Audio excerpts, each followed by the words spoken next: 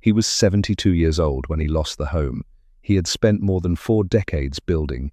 No savings left. No second chances. Just 3 worn suitcases, his wife of 45 years, and an aging German shepherd named Shadow. After sacrificing everything to support their only son through a business that never survived, Thomas Walker found himself standing on the edge of a life he no longer recognized. With nowhere to go, they boarded a bus heading south, carrying little more than memories and quiet regret. Then, a faded roadside sign led them to an abandoned riverboat landing office in southern Illinois, a place his father had once spoken about in stories long forgotten. Locals said it had been empty since 1958. They said the dock had collapsed, the roof was failing, and the building would soon be burned down. But what nobody knew was that hidden behind a sealed wall inside that forgotten office, untouched for more than 60 years, was something left behind by the last man who ever kept watch there. Something that would not only change Thomas and Helen's lives, but restore a family that had already begun to fall apart. Before we continue, if stories like this speak to you, please subscribe and tell us in the comments where you're watching from. We love seeing how far these stories travel. Early spring sunlight bathed the quiet streets of Paducah, Kentucky, while a cool breeze drifted in from the Ohio River beneath an endless blue sky, making the peaceful morning seem almost unwilling to witness a family lose everything. Thomas Walker stood silently on the front porch of the only home he had ever truly called his own. At 72 years old, he was still remarkably tall, standing just over 6 feet, though age had gently curved his shoulders after 5 decades of building and repairing riverboats along the Ohio River. His hands were large and permanently rough, every scar telling the story of another winter spent shaping oak beams or replacing weathered hull planks. His weathered face carried deep lines, carved by sunlight rather than bitterness. Short silver-grey hair framed a square jaw covered by a neatly trimmed grey beard, while calm blue-grey eyes reflected the patience of a man who had spent an entire lifetime solving problems with wood instead of words. Thomas had always been the kind of man neighbors trusted. If someone's porch sagged, he fixed it. If a widow's fence blew down after a storm, he appeared with tools before anyone called. Years of honest labor had shaped more than his muscles, they had shaped his character. He believed promises mattered. Perhaps that was why losing everything hurt so deeply. The same unwavering loyalty that had made him respected had also made him vulnerable. When his only son needed someone to guarantee a business loan, Thomas had signed the papers without hesitation. A father, he believed, never stopped building foundations for his children. Behind him, Helen Walker carefully closed the front door for what she believed would be the last time. At 70 years old, she remained graceful despite the quiet stiffness that accompanied age. She was much shorter than Thomas, with shoulder-length silver-white hair that rested softly around a gentle face marked by fine lines earned through decades of smiling at children rather than worrying about herself. Her pale blue eyes possessed a warmth that had comforted hundreds of nervous first-graders during her 38 years as an elementary school teacher. She wore her familiar cream cardigan over a light blue blouse, beige trousers, and practical brown walking shoes that had carried her through thousands of school hallways. Helen rarely raised her voice. Even during life's hardest moments, she had a habit of speaking softly, as though kindness could somehow soften reality itself. Yet this morning, silence had replaced even her comforting words. She glanced once more around the empty living room through the front window. The family photographs were gone. The bookshelves Thomas had built by hand stood bare. The kitchen, where they had celebrated 45 anniversaries, echoed with absence. She reached for Thomas's hand without saying anything. He squeezed it gently. Sometimes love required no language. 3 worn suitcases rested beside the walkway. Everything else had belonged to the bank since yesterday afternoon. Near the porch steps sat Shadow. The 11-year-old German shepherd had once been an energetic, powerful working dog with broad shoulders and endless stamina. Time had softened him, just as it had softened his owners. Grey fur now covered his muzzle, though his thick black and tan coat remained beautiful beneath the spring sunshine. His intelligent amber eyes watched Thomas and Helen constantly, reading emotions long before either of them spoke. He had guarded this family since he was a playful puppy, sleeping beside Thomas's workshop during the day and outside Helen's classroom during community events. Loyalty had never needed to be taught to Shadow. It simply existed inside him. Thomas picked up the first suitcase. Shadow did not move. Helen lifted another. Still, the dog remained perfectly still.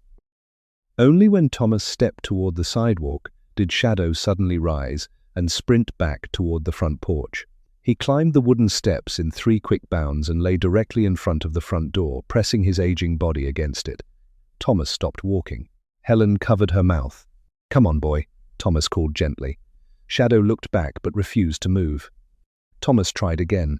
The dog lowered his head onto his paws. For nearly 2 minutes, nobody spoke. Thomas slowly climbed the porch once more. He knelt, despite the ache in his aging knees, and wrapped both arms around Shadow's neck.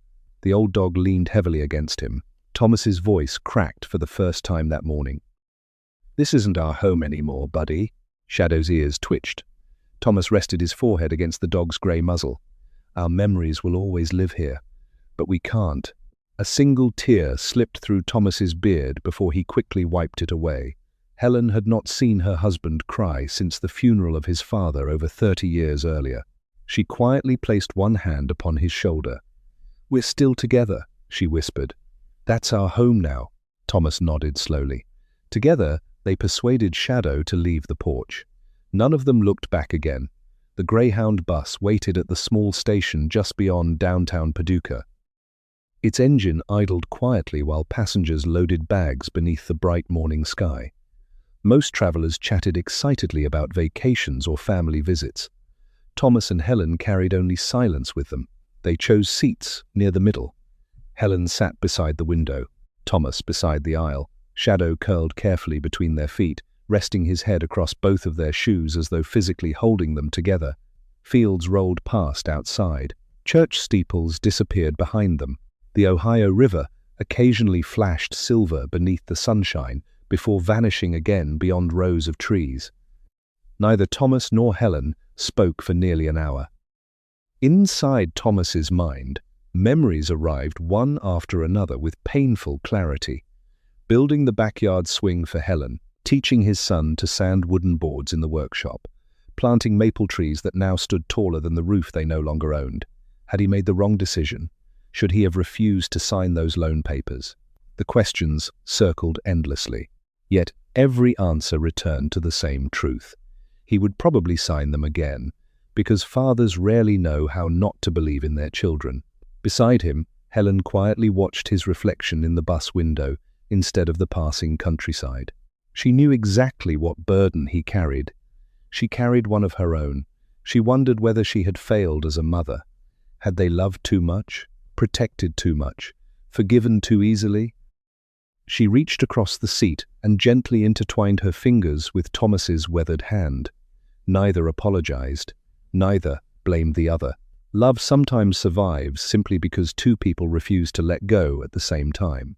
Shadow suddenly lifted his head. His ears stood upright.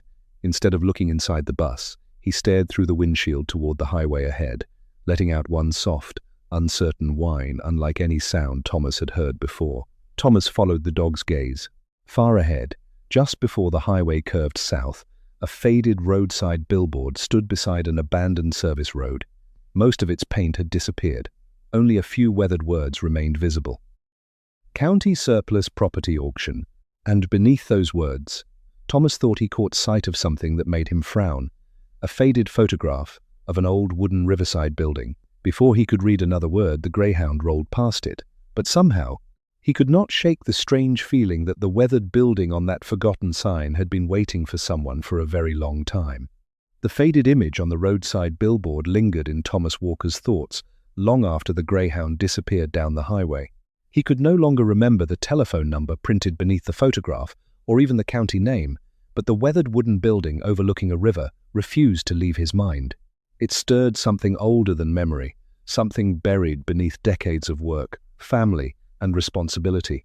By late afternoon, the bus arrived in Cairo, Illinois, where Thomas, Helen, and Shadow spent the night at a modest church shelter overlooking the meeting of the Ohio and Mississippi rivers. The following morning, beneath another brilliant blue sky, Thomas sat on a wooden bench outside while Helen unpacked sandwiches a volunteer had quietly slipped into their bag before sunrise. "I've seen that building before," Thomas finally murmured.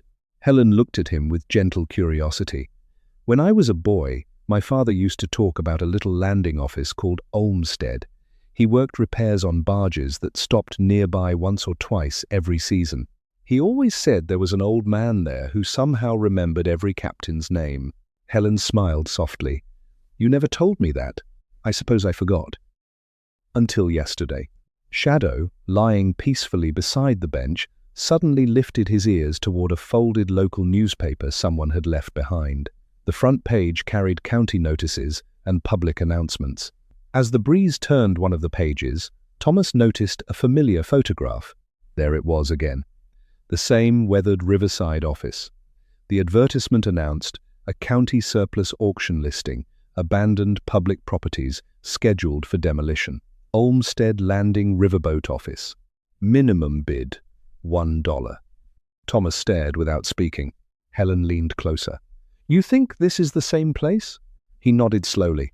"I know it is." Neither of them spoke for almost a minute. Finally, Helen folded the newspaper carefully. "Then perhaps we're supposed to see it." That afternoon, they boarded a county shuttle, heading toward Pulaski County. The farther south they traveled, the quieter the roads became. Endless fields stretched beneath warm spring sunshine, while cottonwood trees shimmered in fresh green leaves. The air carried the clean scent of river water, mixed with newly turned earth, and for the first time in weeks, neither Thomas nor Helen felt trapped by the future. Shadow stood whenever the shuttle slowed near the river, nose pressed gently against the window, breathing in scents no human could notice. 3 miles before the township office, the shuttle stopped at a lonely crossroads. "This is the last stop," the driver said kindly. "The rest you'll have to walk." Thomas thanked him. The 3-mile walk might once have been effortless, but age transformed distance into patience. Thomas carried 2 suitcases, while Helen insisted on pulling the third despite his protests. Shadow trotted faithfully between them, occasionally glancing back as though making certain neither of them had fallen behind. When they finally reached the Pulaski County Township office, it was nearly noon. The building itself was small and plain, standing beside an old grain elevator that had long since closed. Behind a wooden counter sat Doris Strickland. Doris appeared to be in her late 50s. She possessed the sturdy confidence of someone who had spent her entire life solving other people's problems without expecting recognition. Her silver-streaked brown hair was gathered into a practical clip, and laugh lines surrounded warm hazel eyes that somehow managed to look both welcoming and cautious. She wore a thick, hand-knitted green cardigan over a plaid shirt, and a pair of reading glasses rested low on her nose as she organized stacks of county records. Without looking up, she asked quietly, "You're here about the landing office?" Thomas blinked. "How did you know?" Doris smiled faintly. "Because nobody comes all the way out here unless they're curious or desperate." Thomas did not answer. She looked up then. One glance at the 3 worn suitcases beside the door, one glance at Shadow lying protectively against Helen's leg, one glance at Thomas's tired eyes. She understood enough. "You've lost your home." It was not a question. Thomas nodded once. "I'm sorry." The words carried no pity, only understanding. She reached beneath the counter and placed an old property folder on the desk. Olmsted Landing closed in 1958. The dock collapsed decades ago. No electricity, no inspected plumbing. Half the roof over the back porch leaks. County commissioners approved demolition for early summer. Helen listened carefully. "Has anyone ever tried to buy it?" "Not in 68 years. Thomas slowly opened the folder. Inside rested faded photographs. One showed the landing office in its glory days with steamboat crews standing proudly beside the dock. Another showed today's reality. Broken shutters, sagging porch, tall weeds, silence. Thomas gently traced one photograph with his fingertips. "My father stood somewhere here." Doris looked at him. "He worked the river?" "He repaired barges." She nodded thoughtfully. "Then perhaps he knew this place better than most." She closed the folder again. "I'll tell you honestly. This building isn't practical." Thomas smiled for the first time in days. I stopped looking for practical yesterday. Helen laughed softly. So did I. Doris looked from one aging face to the other, then toward Shadow. The old German shepherd had quietly walked across the room without anyone noticing. Instead of wandering aimlessly, he stopped directly in front of the office key, hanging on a wooden peg behind Doris's desk. He sat. His amber eyes remained fixed upon it. Doris chuckled. Well now, she removed the old brass key from its hook. I've worked here 22 years. She held the heavy key thoughtfully. That dog is the first living creature besides me who's ever paid attention to it. Thomas knelt beside Shadow. What do you think, old friend? Shadow stood immediately and wagged his tail only once. Not excited. Certain. Thomas looked at Helen. She already knew. We've spent 45 years trusting each other. She slipped her hand into his. I think today we trust him. Doris slowly placed the heavy brass key onto the counter. $1. Thomas reached into his shirt pocket and removed the last crisp dollar bill he owned. He hesitated, only long enough to look once more at Helen. She nodded. The dollar changed hands. Doris signed the deed. Then quietly slid the old brass key across the counter. Take good care of her, she whispered. Thomas closed his weathered fingers around the key, for reasons he could not explain. It felt strangely warm. The first sunrise at Olmsted Landing arrived wrapped in golden light. Gentle rays spilled across the wide Ohio River, turning the quiet water into ribbons of shimmering silver, while fresh spring air drifted through the old cottonwood trees. The beauty outside almost disguised how exhausted the little river office truly was. Thomas unlocked the heavy front door with the brass key Doris had given him the previous afternoon. The hinges groaned softly, as though waking from a very long sleep. Dust floated through the warm morning light. The room smelled of aged cedar, dry paper, river mud, and forgotten years. Helen stepped inside quietly. It still feels alive, she whispered. Thomas nodded. It just hasn't had anyone to listen.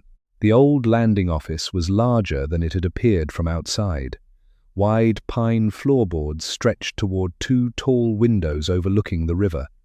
Along one wall stood shelves that had once held shipping ledgers. A black cast-iron potbelly stove rested silently in one corner beneath a chimney stained dark by decades of smoke. At the far end stood an impressive oak roll-top desk, its curved wooden cover still intact despite nearly 70 years of abandonment. Everything else needed help. Broken glass littered the floor beneath one window. Rainwater had stained part of the ceiling near the rear porch. Several boards shifted beneath Thomas's boots. Still, neither of them complained. They had owned houses before.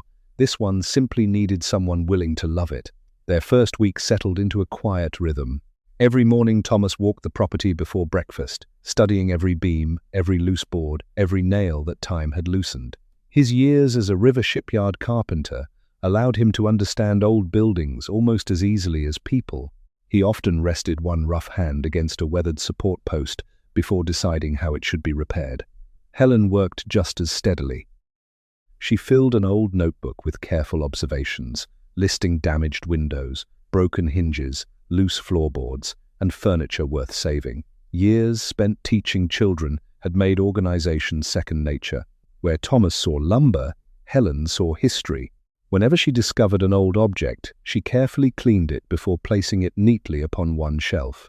An ink bottle, a brass paperweight, several faded maps, pieces of someone's forgotten life. Shadow never wandered far from either of them. Although 11 years old, the aging German shepherd still carried himself with quiet dignity. During the day, he followed Thomas from room to room, lying nearby whenever heavy lifting began. At night, he stretched across the front doorway with his ears alert toward every unfamiliar sound drifting up from the river below. Twice, coyotes howled somewhere beyond the tree line. Shadow answered neither time. He simply listened. The second week proved harder. One afternoon, Thomas attempted to lift a warped oak beam that had collapsed beneath part of the rear porch roof. The timber weighed far more than it appeared. As he twisted to move it aside, a sharp pain shot across his lower back. He froze. His breath disappeared. Slowly, he lowered himself onto one knee. Helen immediately hurried across the porch. "Thomas." He tried to smile. "I've had better days." Before Helen could reach him, Shadow was already there. The old dog gently pressed his nose beneath Thomas's hand before licking the rough fingers that had scratched behind his ears since puppyhood. Thomas rested his hand upon Shadow's head. "I know." Shadow quietly lay beside him without moving. For nearly half an hour, neither dog nor wife left his side. Helen gently massaged her husband's aching back while he sat against one of the porch posts, looking toward the river. After a long silence, she leaned her head upon his shoulder. "I've been thinking." Thomas looked at her. "We've spent 45 years worrying about making a house perfect." She smiled. "Maybe now we simply need to make it ours." Thomas laughed softly. "I married the smartest teacher in Kentucky and the most stubborn carpenter." Their laughter drifted across the bluff. For the first time since losing their home, it sounded genuine. Over the following days, Thomas repaired only what absolutely needed repairing. He nailed loose porch boards back into place, covered broken windows with temporary wooden panels, patched holes in the roof using reclaimed cedar shingles he discovered stacked beneath an old tarp beside the building. Nothing fancy, only enough to keep rain outside. Helen transformed the inside. She swept away decades of dust until sunlight reflected warmly across the pine floor. She washed every surviving window. She carefully cleaned the massive roll-top desk with linseed oil found inside an abandoned supply cabinet. When the wood regained its rich honey color, she smiled as though greeting an old friend. Late one afternoon, she called Thomas quietly. "Come look." He entered the room. The desk seemed almost alive again. His father would have admired workmanship like this. Thomas gently rolled back the desk cover. To his surprise, the mechanism still moved smoothly. Inside rested several empty drawers, an old brass inkwell, 3 worn pencils, and a faded ledger page too damaged to read. "Someone built this to last," Thomas murmured. "Just like your father taught you," Helen answered. Outside, Shadow suddenly barked once. Not loudly, sharply. Thomas walked outside expecting to find deer crossing the bluff. Nothing. Shadow, however, had already returned inside. The dog disappeared toward the far end of the office. Thomas followed. Shadow stopped beside the wall directly behind the roll-top desk. He sniffed carefully, then scratched once. Thomas examined the wooden cabinet mounted above the desk. Old, solid oak, locked by a tiny, rust-covered padlock. Probably untouched for decades. "Maybe mice," he said. The next morning he returned carrying a small pry bar.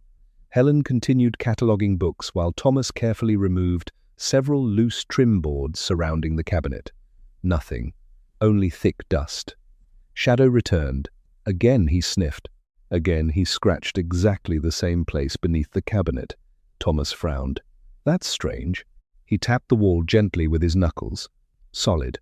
Then, one section answered differently. Not hollow. Hidden. He looked toward Helen. She slowly closed her notebook. Without speaking, both of them understood they had just found something no one else had noticed for generations. Thomas slipped the pry bar beneath one narrow plank. The aged wood resisted briefly. Then moved. Behind it, a perfectly concealed compartment waited in complete darkness, and neither of them had any idea what 68 years had left behind. Morning sunlight poured through the tall river windows, filling the hidden compartment with warm golden light, while the quiet Ohio River flowed below the bluff, as though it had been patiently waiting for this very moment. For several seconds, none of the three moved. Thomas remained kneeling beside the opened compartment, one weathered hand still gripping the small pry bar. Helen stood quietly behind him with both hands folded together against her chest. Shadow sat perfectly still beside the old roll-top desk, his amber eyes fixed on the opening he had discovered after nearly 2 weeks of returning to the same place. Inside the compartment rested 4 carefully arranged objects. The first was a thick, leather-bound logbook, its dark brown cover cracked by age, but still remarkably well preserved. Faded gold lettering could barely be read across the front. Olmsted Landing Daily Log. Beneath it sat a square tin box covered in small patches of rust. Next to the box rested an old brass river pilot's whistle, attached to a faded yellow cord whose color had softened after decades in darkness. The final object was a cream-colored envelope sealed with deep red wax that had somehow survived nearly 70 years untouched. Thomas removed each item with extraordinary care. "They were expecting someone," Helen whispered. Thomas nodded slowly. They were. The leather logbook felt surprisingly heavy. When Thomas opened the first page, delicate handwriting stretched neatly across yellowed paper. Every entry recorded the rhythm of another day along the river. Boat names, captains, cargo, river depth, arrival times, departure times, even the weather. Everything had been written with remarkable discipline. Helen smiled gently. Whoever kept this believed every ordinary day mattered. Thomas continued turning pages. Then his hand suddenly stopped. His breathing changed. Helen immediately noticed. "What is it?" Thomas pointed silently toward one line. The words blurred through tears gathering in his eyes. Samuel Walker, River Repair Barge, number 12. Arrived 6:15 A. 10. Departed 9:40 A. Thomas stared without blinking. Samuel Walker, his father, the man who had taught him how to sharpen a chisel before he learned multiplication, the man who believed every piece of wood deserved one more chance before being thrown away, the man who had spent his entire life repairing boats instead of building wealth. Thomas slowly turned another page. Samuel Walker appeared again, then another and another. 16 separate entries. His father had worked here many more times than Thomas had ever known. Besides several entries, small handwritten notes filled the margins. Samuel repaired dock railing before leaving, shared biscuits with crew, stayed late to help secure loose timber after rising water. No one had asked him, he had simply stayed. Thomas covered his face with one trembling hand. For years he had feared his father's life had disappeared without leaving a trace, yet here it remained, waiting quietly inside forgotten pages. Helen gently wrapped both arms around her husband's shoulders. She did not interrupt his silence. She understood that grief sometimes returned not because it had been hiding, but because love had found it again. Shadow quietly walked forward. The aging German shepherd rested one paw softly upon Thomas's knee before lowering his head against his leg. Thomas smiled through tears. "You found him, buddy." Only after several minutes did they open the rusted tin box. The metal lid resisted at first, before giving way with a dry crack. Inside lay bundles of carefully folded old banknotes, secured with brittle paper bands. Helen counted slowly. 100, 500, 1,000, 2,000, 4,000, $4,280. Thomas looked at Helen in disbelief. This was someone's whole life. Beneath the money rested the brass whistle. Thomas lifted it carefully. Its weight surprised him. The polished brass had darkened with age, yet its craftsmanship remained beautiful. He raised it beside his ear. The whistle looked almost identical to the river whistles his father used to describe during bedtime stories decades earlier. "It belongs to whoever protected this place," Helen said quietly. Thomas nodded. "And now it belongs to its story." Finally, Helen reached for the sealed envelope. The wax cracked gently beneath her fingers. Inside waited several pages written in elegant handwriting. She unfolded them carefully. At the top appeared a single signature, Calvin Pickering. Neither Thomas nor Helen had ever met him. Yet, by the time Helen finished reading the first paragraph aloud, both already felt as though they knew him. Calvin explained that he had served as the final landing keeper at Olmsted for 26 years until the station officially closed in November 1958. He described himself not as an important man, but as someone who believed that every river worker deserved a hot cup of coffee before facing the cold current at sunrise. Long before dawn each morning, he lit the cast-iron stove, boiled water, and brewed coffee, never because anyone paid him, but because kindness was easier to carry than loneliness. He wrote that his wife had died many years earlier. They had never been blessed with children. The landing office had become his family. Each captain, each deckhand, each mechanic, each passing conversation, every goodbye. When the government closed the landing, Calvin packed his belongings, but could not bring himself to take everything away. He hid his savings inside the compartment, not because he distrusted people, because he trusted the future. His final words filled the quiet room. If you are reading this, then you cared enough to open this old building instead of walking away. Take the money. Restore what time could not protect. Keep the coffee warm for strangers. The river remembers every kindness, even when people forget. Silence settled over the room. Only the distant cry of a barge horn drifted across the river. Thomas folded the letter carefully. He looked toward the black cast-iron stove standing quietly in the corner. His father had probably warmed his hands beside it. Calvin had certainly brewed thousands of cups of coffee upon it. Without realizing it, Thomas removed his cap. "I wish I could have thanked you." Helen rested her head gently against his shoulder. "You still can." Thomas looked toward the river outside, then toward the worn stove again. He smiled through tears. "Tomorrow morning, before sunrise." He paused. "I'm making the first pot of coffee." Shadow gave one slow wag of his tail, as though quietly approving the promise. For the first time since losing everything, Thomas no longer felt like a man who had arrived too late. He felt like someone who had finally arrived, exactly where he was meant to be. The following weeks unfolded beneath clear spring skies, where gentle sunshine bathed Olmsted Landing each morning, and the Ohio River sparkled like polished glass. The old landing office no longer felt abandoned. It sounded different now. Every hammer strike, every sweeping broom, and every quiet laugh echoed through the weathered walls, as though the building itself had begun breathing again. Thomas kept his promise. Every morning before sunrise, he walked across the creaking pine floor, placed a black kettle on Calvin Pickering's cast-iron stove, and brewed fresh coffee. The rich aroma slowly filled every corner of the landing office before drifting through the open doorway toward the river. No one ever came that early, yet Thomas prepared 2 cups every morning, one for himself, one for the man who had never stopped believing someone would someday return. Helen never questioned the empty cup. Instead, she quietly placed a fresh biscuit beside it each morning before opening the logbook to continue cataloging its fragile pages. She had created a careful system using index cards and handwritten notes, protecting every name, every river level, every weather report Calvin had faithfully recorded. Years spent teaching children to respect history had taught her that memory was simply another kind of home. The money inside the tin box remained mostly untouched. Thomas deposited nearly all of it into a small credit union in Cairo after discussing it with Helen. "We didn't earn this," he said. "We've been trusted with it." So they agreed to spend only what the building absolutely needed. A few replacement shingles, glass for one broken window, nails, paint, nothing extravagant. The people living nearby noticed long before they introduced themselves.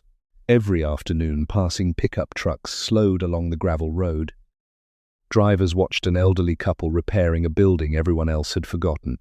Sometimes they waved, sometimes they simply nodded. Nobody stopped. Not yet. The first visitor arrived on a warm Thursday morning. His name was Otis Brackman. Otis was 76 years old, a retired carpenter whose broad shoulders had slowly rounded with age, but whose hands still carried remarkable strength. Deep wrinkles crossed his sunburned face beneath thick white eyebrows, and a neatly trimmed white mustache framed an easy smile.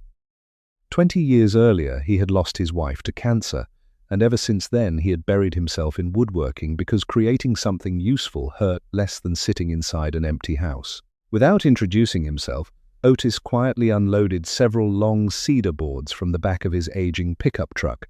Thomas walked toward him. "You selling lumber?" Otis chuckled. "No." "Giving it away?" "No." Thomas looked confused. Otis smiled. "I'm investing." "In what?" "In seeing that porch standing another 50 years. Neither man spoke again. They simply began measuring lumber together. By lunchtime, they were laughing like old co-workers. Helen watched from the doorway, smiling softly. That afternoon, another visitor appeared. Lloyd Wickham climbed carefully from an old blue pickup carrying a polished brass lantern wrapped inside a faded wool blanket. Lloyd was 80 years old, tall but slightly stooped, with deeply weathered skin and a grey beard reaching almost to his collar. He had spent 43 years working towboats along the Ohio River before arthritis finally forced retirement. Though quiet by nature, Lloyd possessed the steady confidence common among rivermen who had survived storms stronger than words. He placed the lantern gently upon the roll-top desk. "Use this on my last towboat." Thomas admired the brass craftsmanship. "It's beautiful. It belongs here." Lloyd glanced toward the river. "My captain always said a landing remembers the people who cared for it." Without waiting for thanks, he tipped his cap and drove away. By the following Wednesday, Doris arrived carrying 2 paper sacks, fresh coffee, warm cinnamon rolls, and homemade blackberry jam. "I figured restoration works better on full stomachs." Helen laughed. "I've been saying that for 45 years. Soon it became a weekly tradition. Doris brought breakfast. Thomas insisted on making coffee. The conversations grew longer. The laughter came easier. Even Shadow began waiting beside the gravel road every Wednesday morning, recognizing the sound of Doris's truck long before it appeared around the bend. Then came the accident.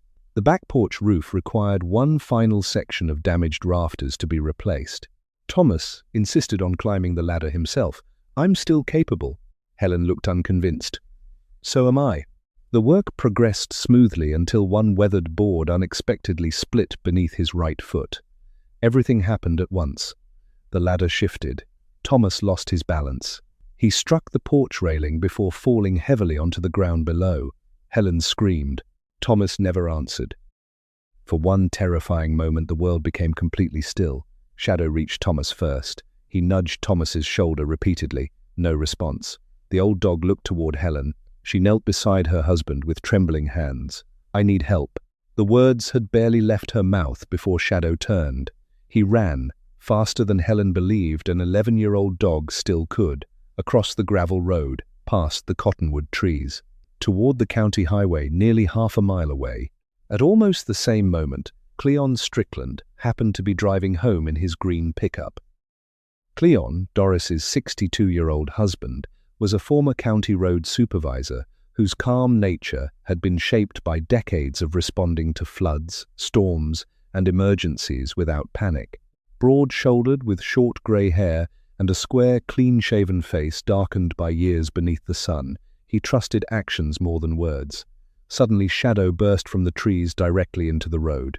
The dog barked repeatedly, then ran several yards away, stopped, looked back, barked again. Cleon frowned. Something's wrong. Instead of driving past, he followed. Shadow repeated the pattern again and again until the old landing office came into view. When Cleon reached the yard, Helen was still kneeling beside Thomas. Within minutes, an ambulance was on its way. At the hospital, doctors confirmed remarkably good news. A fractured forearm, several bruised ribs, no head injury. Thomas would recover completely. Word spread through Pulaski County, surprisingly fast. The elderly couple trying to save the forgotten landing. The faithful old German shepherd who had led help to them. The building everyone thought was beyond saving. The following Saturday, something extraordinary happened. Pickup trucks began arriving one after another. Some carried lumber, others carried tools.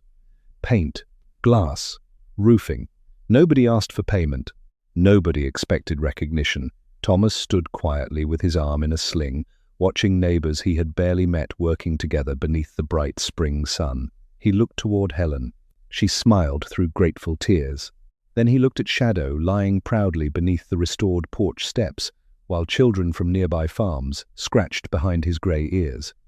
Thomas finally understood. They had believed they were saving an old landing.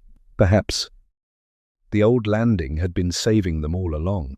Summer arrived quietly along the Ohio River, bringing long mornings filled with golden sunlight, fresh green trees, and a gentle breeze that carried the scent of water and wildflowers across the bluff.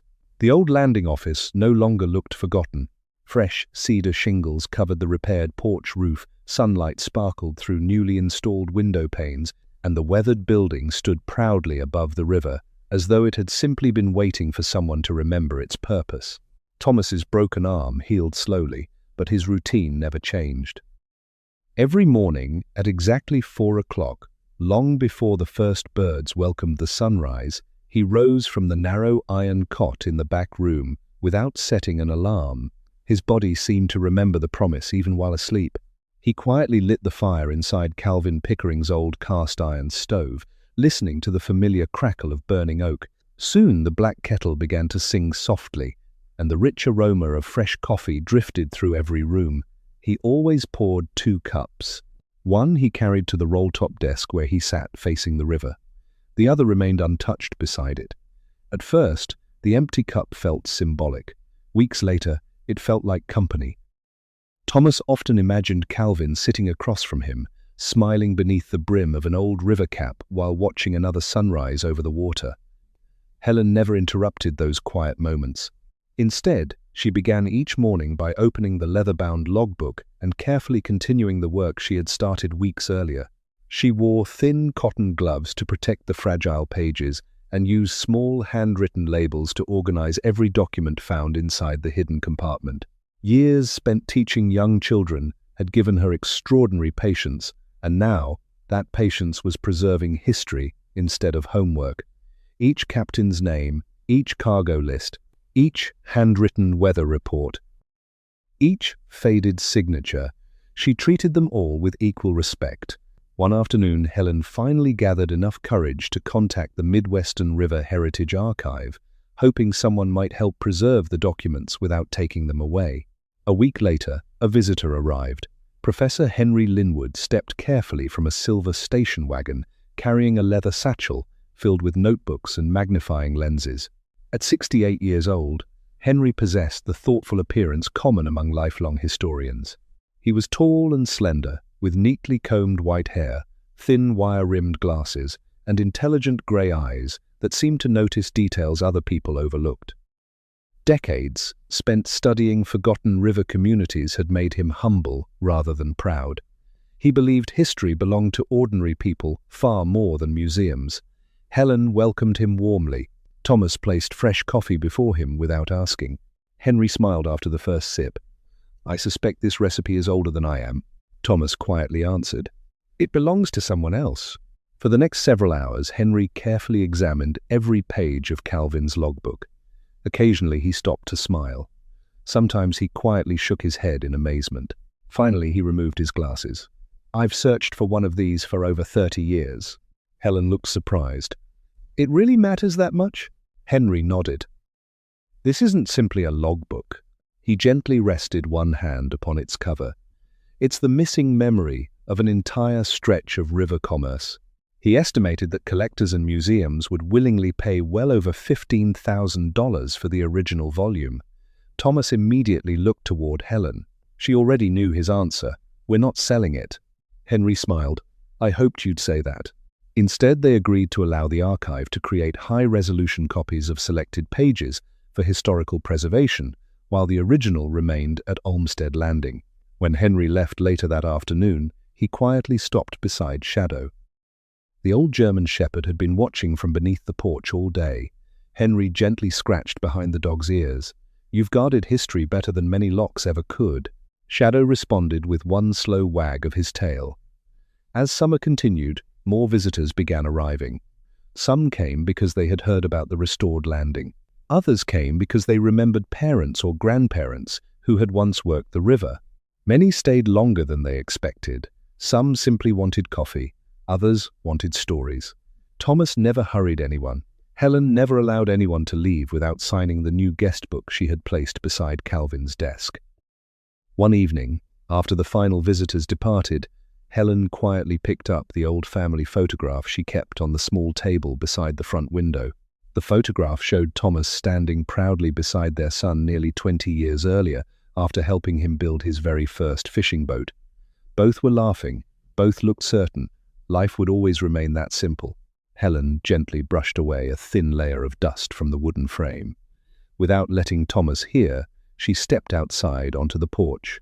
She dialed her son's number once again. The phone rang. Once, twice, 5 times. Then voicemail.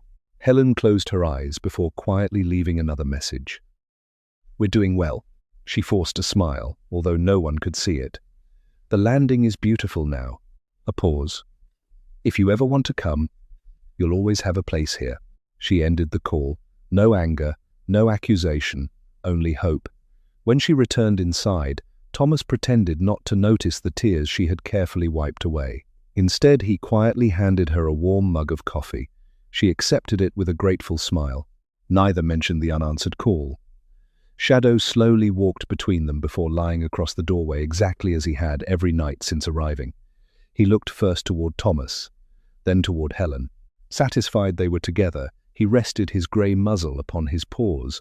Outside, another peaceful dawn would arrive in only a few hours. Inside, the landing office had become something much greater than an old building. It had become a home once more, not because every broken board had been repaired, but because every lonely heart inside it had begun healing.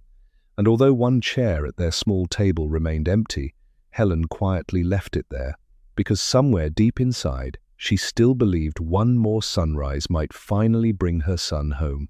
Autumn arrived with crisp blue skies, gentle sunshine, and golden cottonwood leaves drifting slowly across the bluff above the Ohio River. The air carried the comforting scent of wood smoke, fresh coffee, and cool river water. Olmsted Landing no longer looked like an abandoned building forgotten by time.